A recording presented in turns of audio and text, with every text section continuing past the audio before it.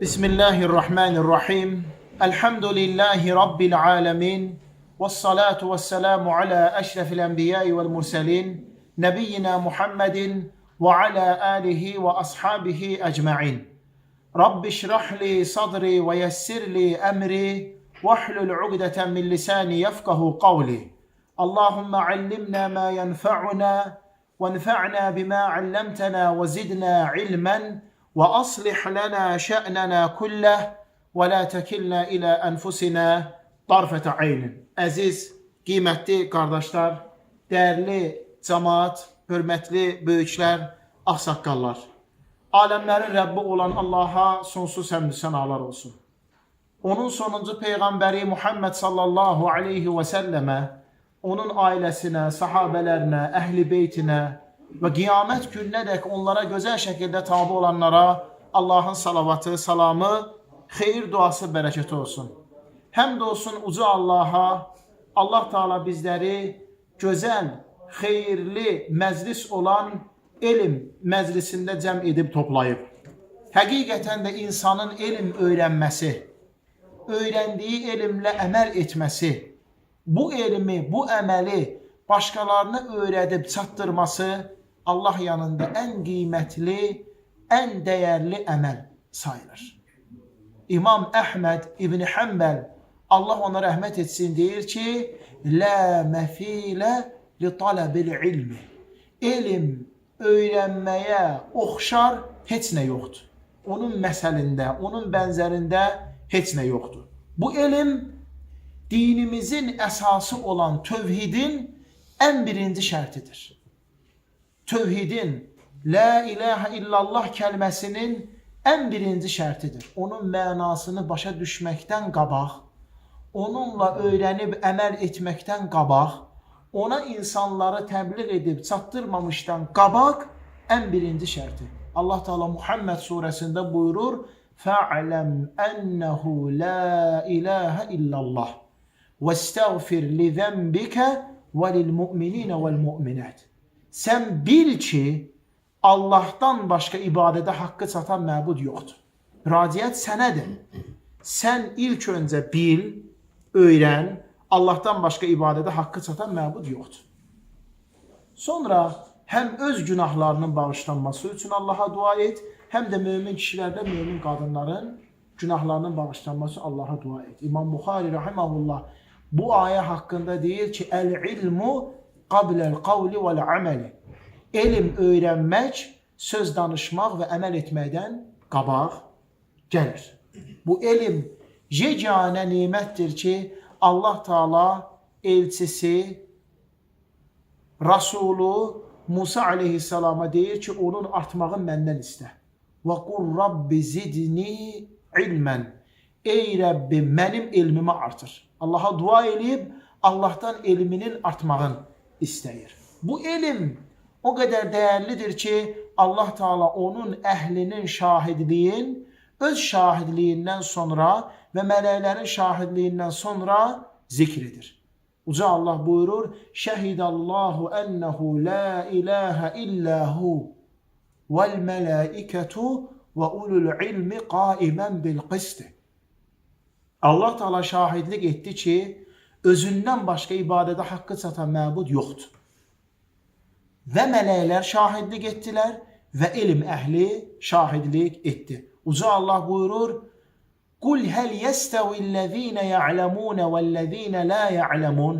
De, heç bilənlər ilə bilməyənlər eyni, bərabər ola bilərmi? Necə ki, görənlə görməyən eyni deyil, necə ki, eşidənlə eşitməyən eyni deyil, necə ki, həyatda olanla ölü eyni deyil, eləcə də bilənlə bilməyən eyni deyildir. Allah Teala iman əhlinin dərəcəsinin artmağını söyləyən zaman iman əhli içərisində özlərinə elm verilmiş şəxsləri xüsusi qeyd edir. Uca Allah buyurur, Yərfə'illahu ləzīnə əmənu minkum vəlləzīnə utul ilmə daracət. Allah Teala sizlərdən iman gətirənlərin və özlərinə elm verilmiş şəxslərin dərəcəsini artırsın. İmam Malik rahimehullah uca Allahın bu ayəsini oxuyarkən nərfə'u dərəcətin mən nəşə'u. biz istədiyimizin dərəcəsini artırıb üstün edirik. İmam Malik deyir ki, yəni bil ilm, yəni elmlə. Elmdir insanları bir-birindən üstün edən. Nəinki insanlar? Hətta digər məxluqlar arasında nisbətən hörmətli, nisbətən fəzilətli biləni olur. Məsələn, qardaşlarım, it, köpək şəriətdə haram olan heyvanlardandır. Ətinin yeyilməsidir, alınmasıdır, satılmasıdır, haramdır, qadağandır, olmaz. Saxlamaq belə olmaz iti. Yalnız həyəti bazanı malqara varsa, o da ferma varsa qorumaq üçün, yaxud da böyük bir əkin və s. varsa qorumaq üçün. Qalan heç bir halda saxlamaq olmaz, çünki icazə yoxdur buna. Peyğəmbər s.ə.v buyurur ki, o evə mələk daxil olmur. Hər gün o adamın mükafatlarından, salih əməllərindən 2 qirat azalır. Hər gün azalır. Lakin bu itlər arasında bir dənə it var ki, digərlərindən üstün fəzilətlidir. Ha belə onu saxlamaq olar, onunla gəzmək olar, onunla ova çıxmaq olar. Hansı it? Öyrədilmiş, təlim görülmüş it. Mükəllibinə tuallimunəhunə mimmə alləməkumullah. Bilən itlər. Siz bildiklərinizdən ona öyrətmişsiniz, onlar da olub bilən itlər. Get deyirsən gedir, gəl deyirsən gəlir, otur deyirsən oturur, dur deyirsən durur. Ovu bismillah deyə vurursan, sonra it gedir, onu götürür gəlir. Hətta ağzında ölsə belə o heyvan haram sayılır. Bu itin digərlərindən nisbətən üstün olmanız elmdir. Elmdir, başqa heç bir şey deyil.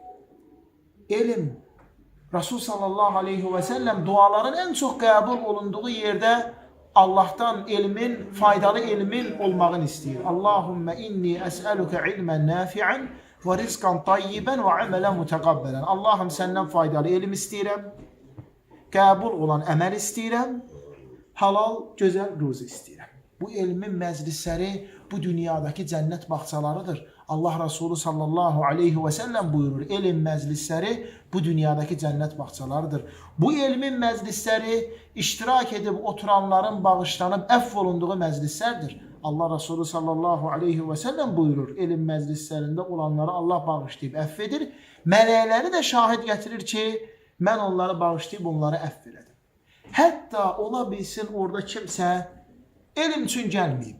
Ya məsələn kimisə gözləyir, dərsdən sonra ondan işi var.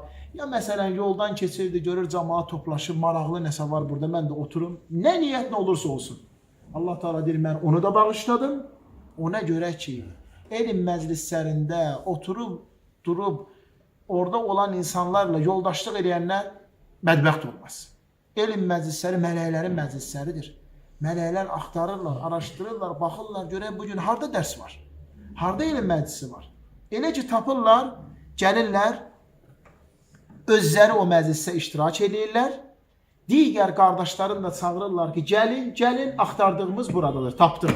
Həmin məclisi qanatları ilə düz səmaya qədər əhatəyə alırlar.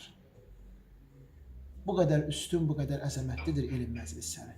Allahın rəhmətinin, sükunətinin, əmnamanlığının nazil olub indiyi məclislər. Ona görə də əlhəmdülillah hər birimiz dərk eləməliyik ki, uca Rəbbimiz bizə nə kimi qiymətli dəqiqələr, saatlar bəxş eləyib ömrümüzün bu günündə, bu çağında.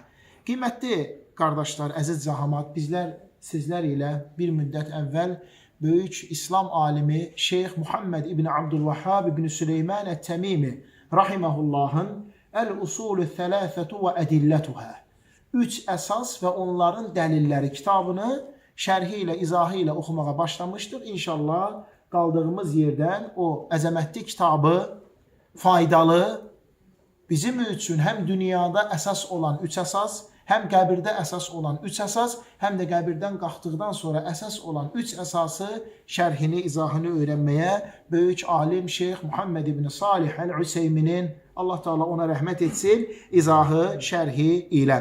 Bugün bizlər ibadətin Allah Teala tərəfindən bizə məşru olan, bizə yerinə yetirilməsi tövsiyə olunan növlərindən birincisi olan dua haqqında öyrənəcəyik.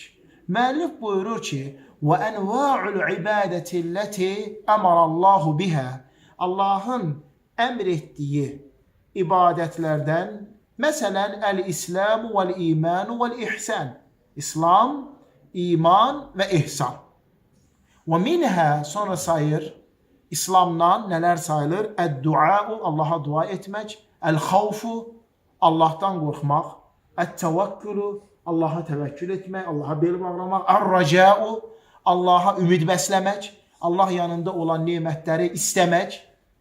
Sonra buyurur, vər-rəhbətu, Allah Taala'dan qorxmaq yenə, vər-rəğbətu, rəğbətlənmək, arzulamaq, vəl-xuşu'u, bu elmlə olan qorxudur, tanıyaraq Allahdan qorxmaq. Burada vəl-nəzru, vəl-zəbhu, Allah üçün qurban kəsmək, nəzir vermək, əl-isti'anətu, Allahdan köməklik istəmək, əl-isti'azətu, Allahdan sığınacaq istəmək, əl-istiğafətu, dara düşdükdə Allaha çağırmaq. Hamısı bunlar ibadətin növləri. İnşallah bir-bir hamısını keçəcəyik Allahın müvəffəqiyyəti ilə qarşıdakı dərslərdə. Və bugün biz müəllifin ilk olaraq başladığı dua ibadəti haqqında öyrənəcəyik. Dəyərli qardaşlarım, duanın nə qədər əzəmətli bir ibadət olmağına Quranda və sünnədə olduqca çox dəlillər vardır. Ayələr və hədislər. Allah Teala Qur'an-ı Kərimdə buyurur: وَأَنَّ الْمَسَاجِدَ لِلَّهِ فَلَا تَدْعُوا مَعَ اللّٰهِ أَحَدًا Həqiqətən də məscidlər Allahındır. Allahdan başqa heç kəsə dua etməyin. Allahdan başqa, Allahla yanaşı heç kəsə dua etməyin. Allah Teala Qur'an-ı Kərimdə buyurur: قُلْ مَا يَعْبَأُ بِكُمْ رَبِّي لَوْلَا دُعَاؤُكُمْ Əgər duanız olmasa, Allahdan istəməyiniz olmasa, Allah yanında qədiriniz, qiymətiniz olmaz. İnsanı aləmlərin Rəbbi yanında ən hörmətli edən şey, onun dərəcəsi, məqamın ən çox artıran şey, insanın əlini açıb Allahdan istəməsidir. Əlini açıb Allahdan istəməsidir. Rasul sallallahu aleyhi və səlləm buyurur ki, aləmlərin Rəbbi olan Allah, ona əl açılıb, dua olunan zaman sevinir, fərəhlənir. Əlbəttə, o sevimli əməli edən şəxsi də sevir. Amma aləmlərin Rəbbi olan Allah, ona dua olunma, ondan istənmə, tərk olunan zaman isə qəzəblənir. Əmələ qəzəbləndiyi kimi sahibinə də qəzəblənir. Rasul sallallahu aleyhi və səlləm buyurur ki, leysə şeyun əfdalu və əkramu indallahi minəd-duai Allah yanında duadan fəzilətli, duadan hörmətli heç nə yoxdur. Allah Teala Rasul sallallahu aleyhi və səlləm buyurur, səxavətlidir və həya sahibidir. Bəndəsinin ona açılan əlini boş qaytarmağa, heç nəsiz qaytarmağa həya edib utanır. Bütün bunların hamısı dua haqqındadır. Rasul sallallahu aleyhi və səlləm deyir ki, əd-duau huvəl-ibadə. Dua elə özüdür ibadət. İbadətin əsli elə duadır. Müəllif dua haqqında bizə Peyğəmbər s.ə.v-in bu hədisini gətirir. Əd-duau muxul-ibadə. Dua ibadətin beynidir. Əslində bu rəvayət haqqında alimlər zəif rəvayət olduğunu söyləyiblər. Lakin buna yaxın rəvayətlər var ki, bu rəvayətin mənasını təsdiqləyir. Məsələn, az əvvəl oxuduğumuz dua ilə ibadətin özüdür. Dua ilə ibadətin özüdür. Allah Teala buyurur: وَقَالَ رَبُّكُمُ دُعُونِي أَسْتَجِبْ لَكُمْ Rəbbiniz dedi, mənə dua edin. Mən də sizin duanızı qəbul edim. İnnellezîne yestekbirûne an ibadetihi seyedhulûne cehenneme dâhilîn.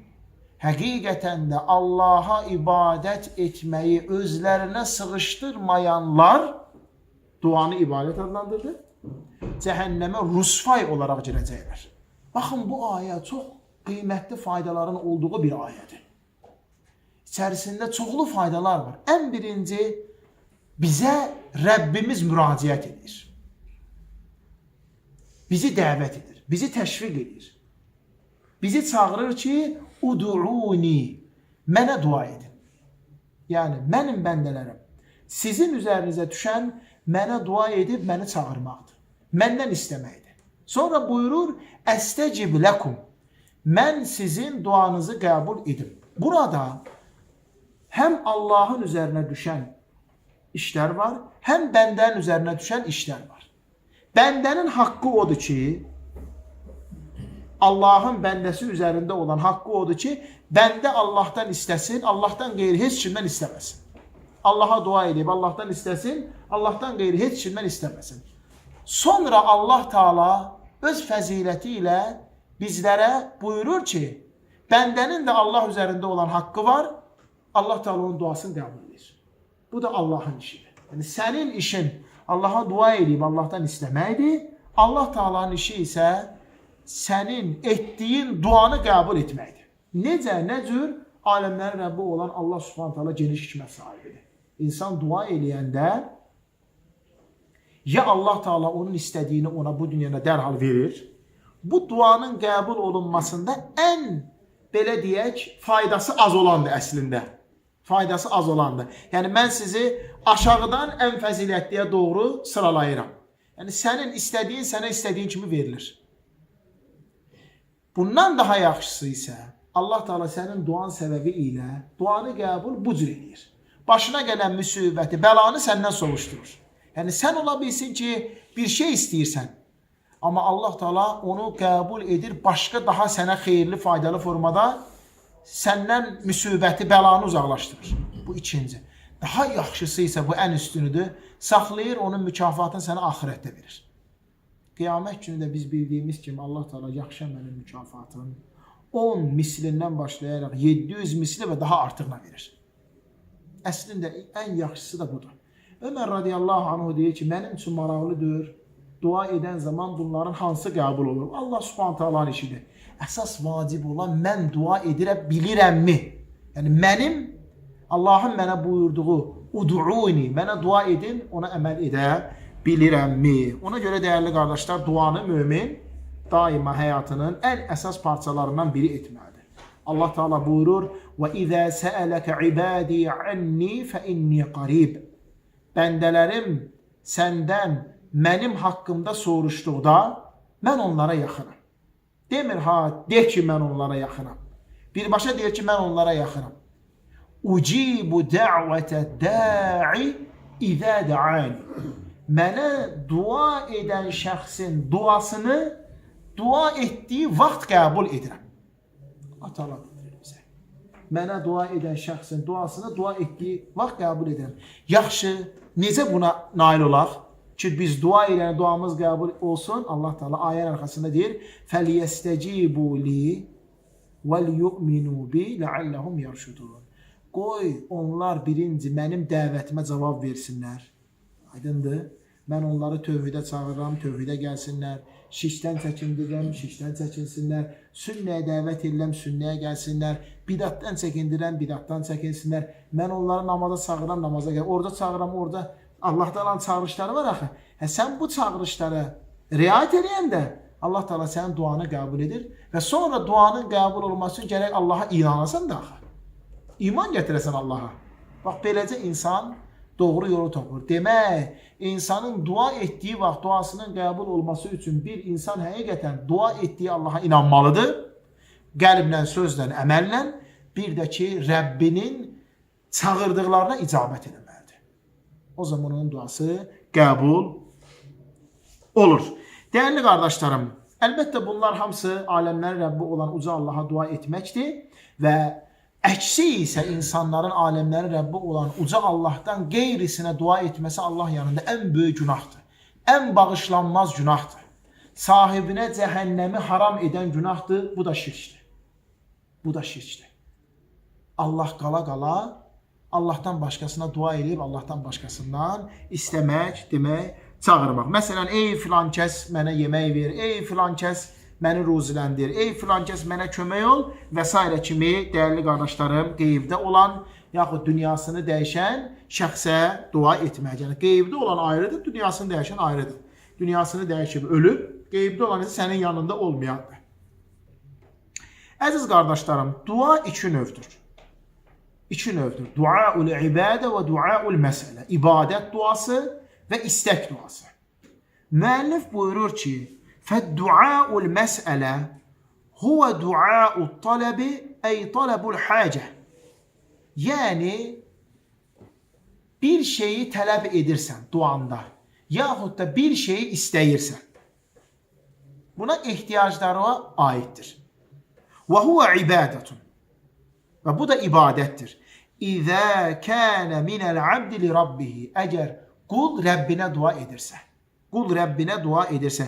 Li'ənəhu yətədammenul iftiqaru ilallahi teala vəl-lucu ileyhi. Ona görə ki, burada bəndə Allah yanında ona olan möhtaclığını etiraf edir və ona qayıdır. Uca Allah buyurur: "Ya eyyuhan nasu entumul fuqara'u ilallahi vallahu huvel-ganiyyul hamid." Ey insanlar, siz Allah'a möhtaçsınız. Yəni nə qədər imkan olursa olsun, nə qədər elmin olursa, nə qədər şərait, ibadət, hər şey olursa olsun, axırda bil ki, sən Allah'a möhtaçsan. Allah isə heç nəyə ehtiyacı yoxdur və o həm də layiq olandır. وَاَعْتِقَادُ أَنَّهُ قَادِرٌ كَرِيمٌ وَاسِعُ الْفَضْلِ وَالرَّحْمِ. İnsan dua edən zaman etiqad edir ki, Allah Teala mənim duama cavab verməyə qadirdir. O kərimdir, səxavətlidir, verəndir və o geniş fəzilət və rəhmət sahibidir. Hamısı dəyərli qardaşlarım, bunlar bizim o istək duamızın içərisində olmalıdır. Demək, birinci, aləmlərin Rəbbi olan Allaha dua etmək. İkinci, aləmlərin Rəbbi olan Allaha dua edən zaman möhtaclığını, acizliyini, ona ehtiyaclı olmağını göstərmək. Üçüncü, o dua edən zaman burada etiqad edib inanırsan ki, Allah Teala duamı verməyə qadirdir. Allah Teala səxavətlidir, əl açıqdır. Allah Teala geniş fəzilət və rəhmət sahibidir. Əgər bunlardan biri olmasa, sənin duan qəbul olmayacaq. Yəni, əgər sən duanı Allahdan başqasından etsən, dua qəbul olmayacaq. Birinci şərti itdi. Hətta sən nə qədər açıq ürəklə, möhtaclığını göstərərək, fağırlığını göstərərək olsa belə qəbul olmayacaq. İkinci, ola bilsin sən Allaha dua edirsən, amma onun qarşısına sınmadan, ona ehtiyaclı olduğunu göstərmədən dua edirsən. Bu da qəbul olmayacaq. Eləcə də Allah Teala'ya dua edirsən, istəyirsən, lakin beynində şübhə var. Görəsən Allah Teala mən istədiyimi verməyə qadirdir ya yox. Allah Teala əl açıqdır ya yox. Allah Teala geniş vəzir. O zaman o dua qəbul olunur. Peyğəmbər s.ə.v deyir ki, Allaha qafil qəlblə dua etməyin. Qafil qəlblə. Yəni xəbərsiz, etdiyi duadan xəbərsizdir. Yaxud da çağırdığı Allahdan xəbərsizdir. O dua qəbul olmayacaqdır. O dua qəbul olmayacaqdır. Həmçinin dua edən zaman buyurur ki, duanızın qəbul olunacağına arxain şəkildə dua edin.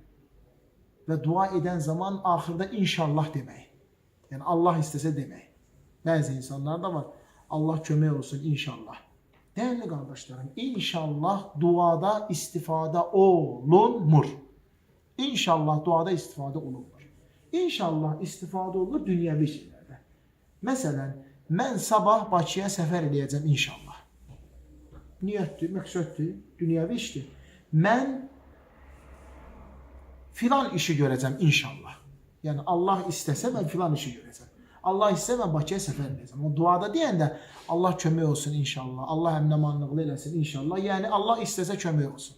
Allah istəsə əminəmanlıq eləsin, doğru deyil dəyərli qardaşlarım. Və bu da duaların qəbul olunmamağına səbəb məsələlərdən biridir. Müəllif yenə davam edərək buyurur ki, وَيَجُوزُ إِذَا صَدَرَ مِنَ الْعَبْدِ لِمِثْلِهِ مِنَ الْمَخْلُوقِينَ إِذَا كَانَ الْمَدْعُوُّ يَعْقِلُ الدُّعَاءَ وَيَقْدِرُ عَلَى الْإِجَابَةِ كَمَا سَبَقَ فِي قَوْلِ الْقَائِلِ يَا فُلَانْ أَطْعِمْنِي.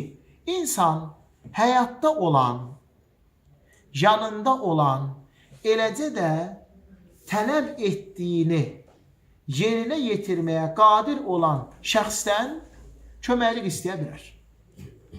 Bir, yanında olmalıdır. O şəxs istəyəcəyi. İki, həyatda olmalıdır. Çünki biz nə öyrəndik? ölüdən köməklik istəmək, heç nə istəmək olmaz. Ölünü dua eləmək olmaz. Və yanında olmalıdır, yəni yanında olmayan, qeybdə olandan da olmaz. Və istədiyini verməyə qadir ol. Məsələn, ey filan kəs, mənə yemək ver, yeyim. Mənə su ver, susamışam, içim. Yaxud, qardaşım, köməklik elə bu ağırdı götürə bilmirəm. Bunu götürə buradan qoya qoya. İcazəlidir bunlar. Bunlar icazəlidir. Allah Teala buyurur ki, وَتَعَاوَنُوا عَلَى الْبِرِّ وَالتَّقْوَى yaxşı işlər görməkdə və Allahdan qorxmaqda birinizə yardım edin. Rasulullah s.ə.v buyurur ki, müsəlman öz qardaşının köməkliyində olduğu müddətcə Allah da onun köməkliyində olar. Allah da onun köməyində olar. Yaxşı sual ola bilər. Yəni bunlar hardan götürülür? Yanında olmalıdır, həyatda olmalıdır. Bir də istədiyini tələb etməyə, tələb etdiyini yerinə etməyə qadir olmaq. Hamısı Quran sünnədir.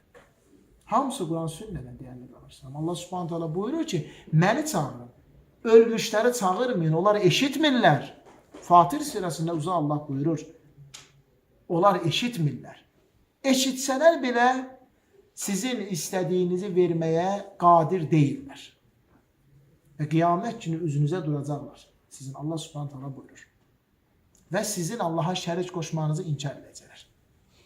Baxın, Yaqub aleyhissalamın övladları. O vaxt ki, onlar Misirdə bildilər ki, həqiqətən də Misirin əzizi onların qardaşları Yusifdir. Misirin əzizi onların qardaşları Yusifdir. Və halallaşdılar. Yusif Peyğəmbər qardaşlarına dedi ki, gedin atamın yanına, hadisəni danışın. O sizin üçün Allahdan bağışlanma istəsin. Allah da sizi bağışlayıb səhv edəcəkdir. Dəyərli qardaşlar. Onlar da Peyğəmbərlərin övladları idi. Baxın, mənə ki, qardaşların arasında ixtilaf olmaq ki, Peyğəmbər övladları. Və tövsiyə eləyən də Peyğəmbərdir. Elə məsləhət olsaydı, Misirdən deyərlər ki, atacan, bizim üçün Allahdan bağışlanma istə. Allah bizi bağışlasın. Nə hayırdılar? Bilirlərdi ki, biz Misirdən çağırsaq, atamız eşitməyəcək. Gəldilər birinci atanın yanına. Ata da sağdı. Aydındır. Dedilər ki, ata, bizim üçün Allahdan bağışlanma istə. Atalar da dedi ki, övladlarım, mən sizin üçün Allahdan bağışlanma istəyəcəm. Demək, həyatda olan və tələb etdiyini yerinə yetirməyə qadir olan şəxsdən istəmək olar. Çünki Peyğəmbər deyir, olar. Mən də sizin üçün Allahdan bağışlanma istəyəcəm, Allah bağışlayır.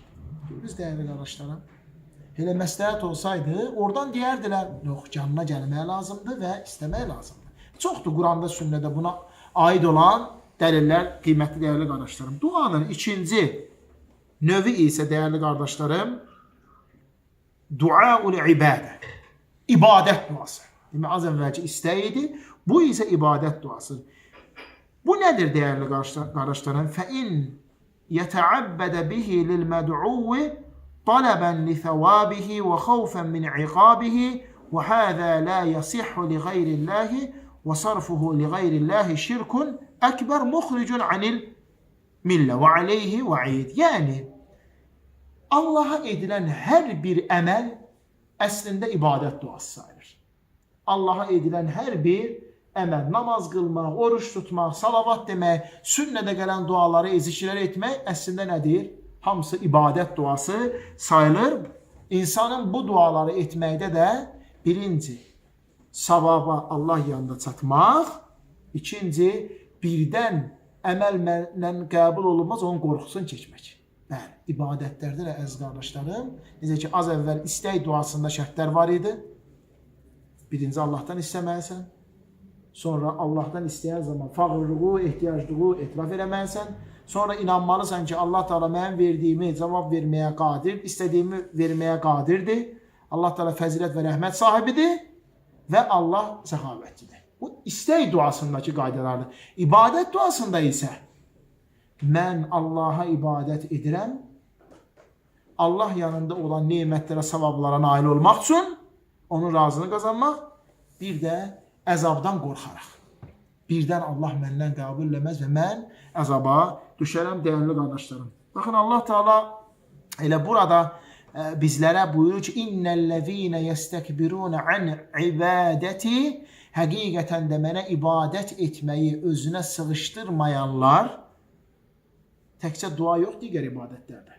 Namaz, oruc, zikir, Quran oxumaq və s. Səyədxulunə cəhənnəmə dəxili. Cəhənnəmə Allah qorusun, zəlil olaraq girəcəkdirlər. Bu qədər əzəmətli bir ibadət, dua ibadəti. Qiymətli qardaşlar, istəyirəm qısaca sürətlə sizə dua haqqında bir neçə xatırlatma edeyim. Ən birinci, duanın qəbul olma şərtləri var. Bir, insan duasını yalnız aləmlər Rəbbi olan Allaha ixlasla etməlidir.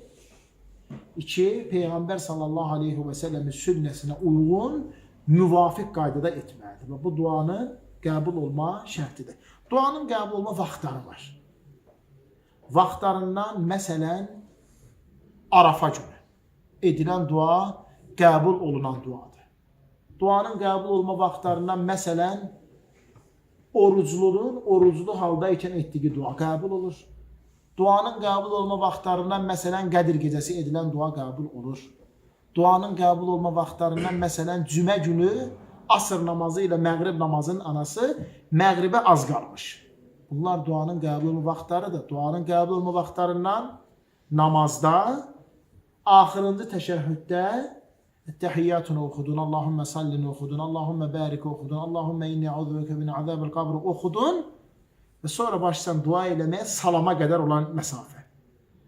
Aydındır, salama qədər o duaların qəbul olan vaxtıdır. Duanın qəbul olma vaxtlarından gecənin axır 3-də biri.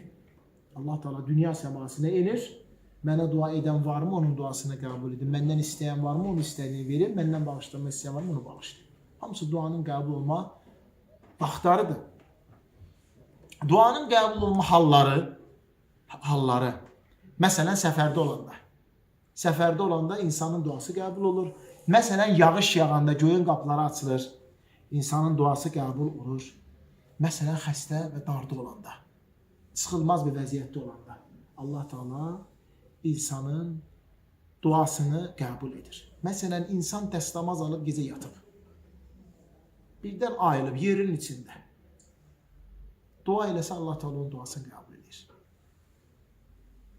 Duanın qəbul olma hallarından biri də dua etməmişdən qabaq 10 dəfə Subhanallah, 10 dəfə Elhamdülillah, 10 dəfə Allahu Ekber deyib sonra dua eləmək. Dua etdikdən qabaq da, dua etdikdən sonra da Peyğəmbər s.ə.və salavat demək. O dualar qəbul olunur əziz qardaşlar.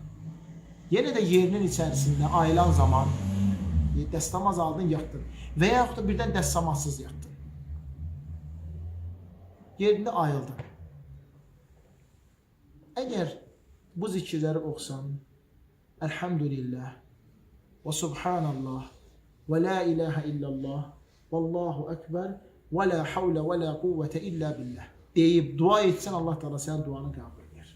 Yerin içində Allah Teala duanı qəbul edir. Həmçinin duanın qəbul olma halları ümrədə Kəbəni tavaf edərkən, Səfa Mərvə təpələr arasında gedib gələrkən Allah Teala qəbul edir. Çoxdur duanın əlbəttə qəbul olma vaxtları, duanın qəbul olma halları, duanın ədəbləri var. İnsan ixlasla, səmimi qəlbdən dua etməlidir. Allaha ehtiyaclı, möhtaclı olduğunu göstərərək dua etməlidir. Həmçinin ədəbdən də əlləri qaldırmaq. Əlləri qaldıraraq dua etmək. Ədəbdəndir. Yaxşıdır ki, dua etməyə başlamışdan qabaq az əvvəlki dediyimiz zikirləri etmək, ağzı misvaqlamaq, üzü qibləyə tərəf çevrilmək. Hamısı ədəbdir. Yəni vacib və şərt deyil. Amma eləsən duan daha tez qəbul olar. Üzü qibləyə tərəf çevrilmək. Həmçinin istədiyini Allahdan 3 dəfə istəmək. 3 dəfə istəmək duanın qəbul olmağına səbəb ədəblərdəndir. Bir də duanın qəbul olunmasına mane olan şeylər var. Günahlar. Ən başsa qardaşların günahlar. Baxın, o Peyğəmbər s.ə.v. İmam Müslim hədisində deyir, bir kişidən danışır, uzaq səfərdədir. Üssü, başı toz torpaq içərisində. Əlin açır Allaha, Ya Rabbi deyə dua edir. Əslində baxanda duanın bütün qəbul olma ədəbləri var. Səfər, duanın qəbul olan yeridir. Üst baş, çətin hal, duanın qəbul olan yeridir. Əli qaldıranda dua qəbul olur. Ya Rabbi deyəndə dua qəbul olur. Amma yediyi haramdır, içdiyi haramdır, geyimi haramdır. Onun duası nətər qəbul olsun? Yediyi haramdır. Ya birbaşa yediyi şey haramdır, ya da ki haramdan gəlir. Gəlişi haramdır. Ola bilsin, məsələn, Xurmadır, çaydır, çörəkdir, ətdir, amma gəlmə forması, surfiyə gəlmə forması haramdır. O da haram sayılır. Haram nədir? Ya bizatihi özü haramdır, ya da gəlişi haramdır. Sonra içdiyi haramdır. Ya haram şeylər içir, ya da ki o içkinin ona çatma forması haramdır. Geyimi haramdır, şəriətə uyğun geyinmir. Məsələn, balaq yerinə sürülür. Qadın məsələn, örtünmür. Bu hamısı duanın qəbul səbəb olurmu? Sigaret məsələn. Ən çox duanın qəbul olunmaması səbəb olan məsələlərdən bir alimlərdir, sigaret. Nə tər sigaretdə ağızdan dua qəbul olsun? İndi ya duanı tərk edəməzsin, ya da sigareti. İkisindən biri. Duanı tərk edəndə Allah sənə qəzəblənir. Sigareti tərk edəməzsən ki, Allah Taala yanında hörmətli olsun və duan qəbul olsun. Haram şeyi Allahdan istəməmək. O şey ki, haramdır, məsələn, Allahım məni öldür, Allahım balamı öldür, filan kəsi öldür, olmaz. O şeyi istəmək olmaz. Və yaxud da filan yer dağılsın və s. yoxa çıxsın, olmaz. Hər nə qədər Allahdan istəsən də, lakin nədir? O harama batırsa ona görə. Valideynin duası qəbul olur. Atan, ananın duası qəbul olur. Ona görə Peyğəmbər s.ə.v deyir ki, ey valideynlər dua eləyəndə övladları üçün xeyir istəyir. Çünki mələklər etdiyiniz dua amin deyir. Yəni, belə də qəbulla da qarğış da Allah qorusun. Yəni, eləmir. O da xatalardandır ki, övladların valideynləri üçün qarğış eləməz. Yəni, pis şey istəməz. Bax, bu qədər hatırladığım, yadıma düşən dəyərli qardaşlarım. Allah subhanət hala bizi eşitib, başa düşüb faydalarından, ən gözəlinə tabi olan qullarından etsin. Uca Allah bizi həmişə dua eləyən bəndələrindən etsin. Allah'a sağıran, Allah'ı istəyən, Allah'tan istəyən bəndələrindən etsin. Gözəl bir beyt var alimlərdən, buyurur ki, La təsələnə buneyyə Ədəmə həcətən və səlilləzi əbvabuhu la tuhcəb. Adəm övladından heç nə istəmə. İstə, qapısı heç vaxt bağlanmayanlar. Allahu yağdabu in tarakta sualəhu və buneyyu Ədəmə hinə yusəlu yağdabu. Allah ondan dua olunma tərk olanda qəzəblənir. Adəm övladı isə ondan sən istəyəndə sənə qəzəblənir. Bezirsən də. Buna görə daima dua qapısı açıqdır, ölənə qədər və insan gələ bundan istifadə etsin. Allah Teala hər birimizi eşitib, başa düşüb faydalan, ən gözəlinə tabi olan qullarından etsin. Gözəl məclisi hazırlayan və bu cəmaatı bura toplayan bütün qardaşlardan Allah razı olsun. Təşəkkür edirik. Allah Teala ölkəmizə əmin-amanlıq diyarə etsin. Həmişə belə xeyirli məclislər olsun və Allah Subhanahu Taala bizə dinimizi öyrənməkdə, onu başa düşməkdə və əməl etməkdə bizlərə köməklik etsin, bizlər üçün asanlaşdırsın. Və sallallahu alə nəbiyyina Muhammed və alə alihi və sahbihi və səlləmə təslimən kəthira ilə yevmiddin.